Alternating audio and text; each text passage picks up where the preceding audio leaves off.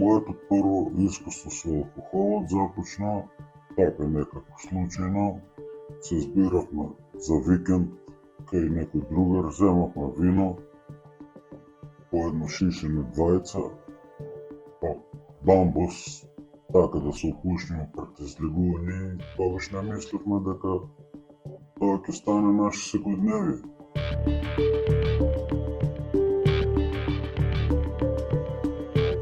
Во моментот кога почнав да пием, да кажем, до крај и другиот ден стануваш, го пиеш кафето, да кажем, или не го пиеш воопшто дома, не го помислуваш да идеш во кафаната, да седнеш, чорба, тоа и почнеш да продолжуваш да пиеш, да влече, едноставно осеќаш некоја празнина, параноја, нешто, се осеќаш како слаб, недоволно, а моќем да искажеш некои работи и си мислиш помошта тука алкохолот. Уствари, само си штетиш повеќе на самиот себе.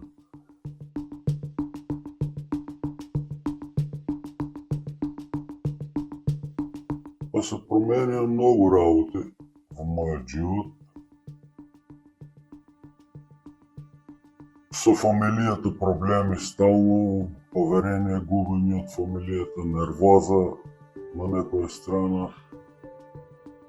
И во еден несакан момент јас сум бил толку во кома пиен што почина член од моето семејство, баба ми поточно, која ми беше втора мајка и тоа не можем да се го опростам, мислам, цел живот, ради алкохолот.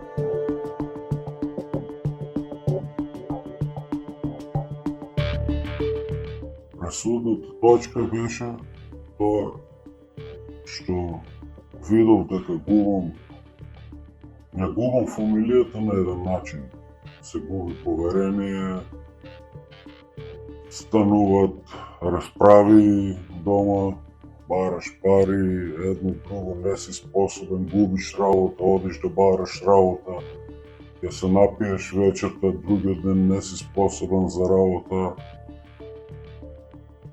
Со жена ми се разведов и мислев, значи, неколку пати во толку пиено состојба ме наоѓа дури на тротоар паднат, што почна да се смеат луѓе и на мојата фамилија.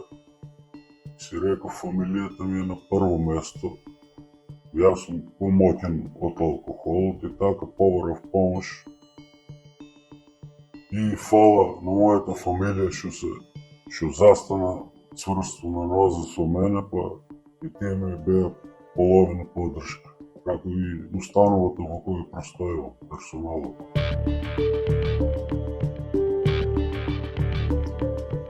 Мојата порака до останатите луѓе, до повозрастните, може чаша две на прослава.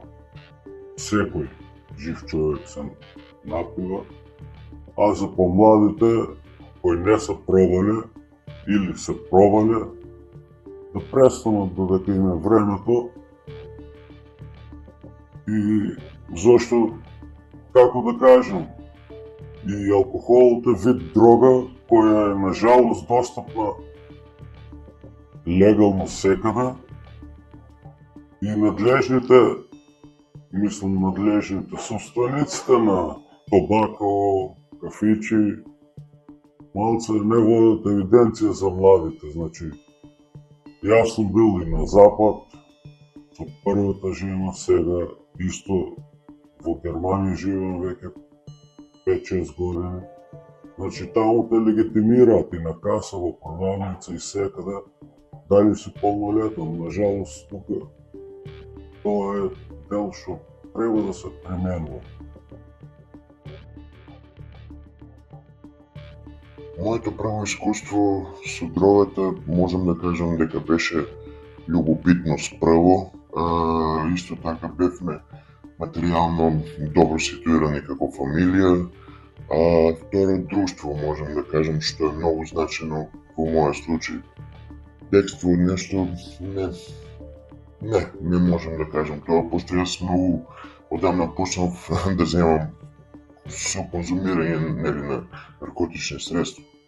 Љубопитноста е на прво место, а љубопитност, ајде не си хај ако не пробаш, нели тревка, после имаш пари од дома, ајде еден друг, денеска јас частам, друг части, потоа не си хај ако не пробаш од второто, а второто веќе тоа е хероинот или кокаинот или екстазите исто така. И не си хај ако не одиме нели во втора брзина и тоа е нешто најдолно што може да не си ништо ако земаш дрога, не си никој ништо.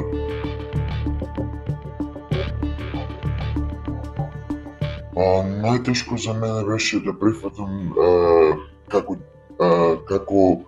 ќе ме гледаат моите блиски родители, фамилијата, дека татко ми е малку на карактер, како да се изразам, потврд. Беше тешко тој, но пак можем да речем не ми представува проблем материјално, затоа не знам како. Тешко беше да прифанам како ќе кажам на моите, значи тоа е нешто најтешко кога пример секој дневно не еден пат од денот да конзумираш не еден ден за да можеш да се најдеш, значи ќе ти требаат пари, ќе ти треба се. И дознават они, тоа е нешто најтешко. Најдолго ме скрши кога почне мојот братучет, прабратучет кој живеевме заедно.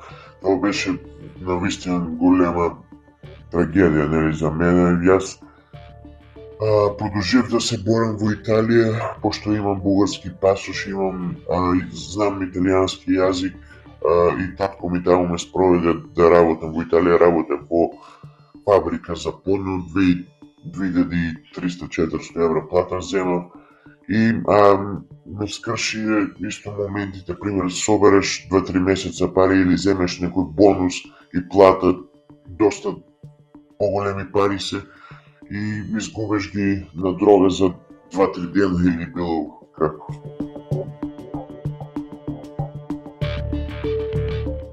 Една порака до сите, подалеку внимавајте со кого ќе се здружите. Доста е само лошо да слушате за некој, доста е само лошо. Не бидете љубопитни према таа работа, многу е лошо, тоа е многу тежок паток. Можам да кажам од 500 луѓе дали еден ќе се излечи, дали и тоа не е излечен, значи цел живот остануваш еднаш наркоман, цел живот наркоман. Мене среќа што до некаде среќа јас се имам боцкано, значи тоа никако на најголемиот душман не му препорачувам со да допре игла и шприц во рака. Не би му препорачал на најголемиот душман. Како да кажам, од срце ви кажувам подалеку од дрогата, значи подалеку. Добро е што дојдов тука, сега не мислам на игри шприцеви, си земам терапија, ќе продолжам надвор да си ја земам. И тоа е, идете кај психијатри, видете што ќе ви дадат, ако веќе некој е почнал, видете што ќе ви дадат, пробајте со болница, со лекување, тоа од мене.